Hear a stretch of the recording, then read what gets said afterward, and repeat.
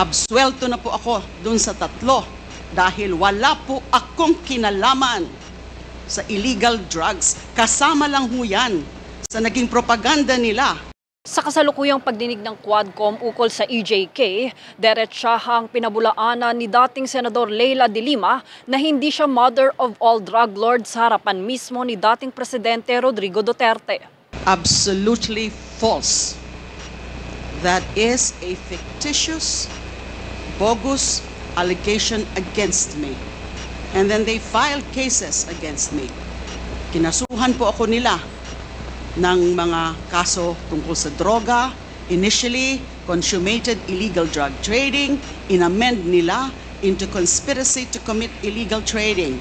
Paglilinaw ni De Lima, bahagi ito ng propaganda ng kampo ni Duterte na pagmukain siyang bahagi ng paglaganap ng illegal na droga sa bansa. Sa nasabing pagdinig, bahagyang naging emosyonal si De Lima sa kanyang paglalahad ukol sa kasong kinaharap bunsod ng akusasyong ito sa loob ng 6 na taon at 8 buwan mahigit. Dumalo din dito si dating Senador Antonio Trillanes na kaalyado ni De Lima. Pahayag niya base sa kanilang investigasyon, walang katotohanan ang war on drugs ayon sa lumantad na miyembro ng Davao Death Squad o DDS na si Arturo Las Cañas. Ginagamit lang ang war on drugs ni Duterte para takutin ang sambayan ng Pilipino at takutin ang iba't ibang sektor ng lipunan para hindi siya paghinalaan dun sa kanyang sariling involvement sa illegal drugs.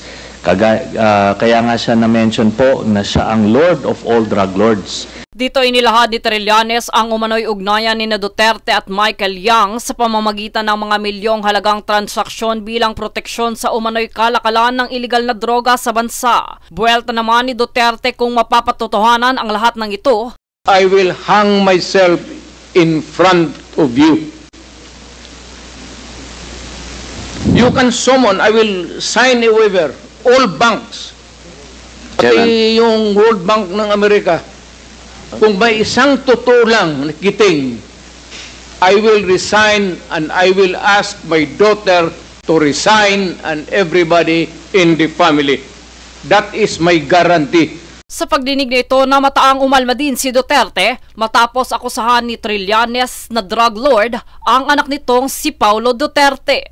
Buti nga yung anak niya na drug lord at saka yung ano niya son-in-law ay That would be, I take exception to that statement, Mr. Chair. Please, it is not fair. It's my opinion.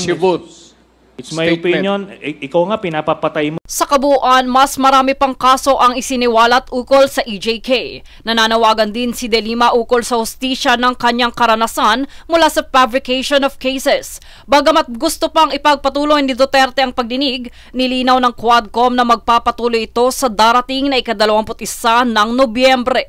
Jade Buhoy, nag-uulat para sa One Media Network.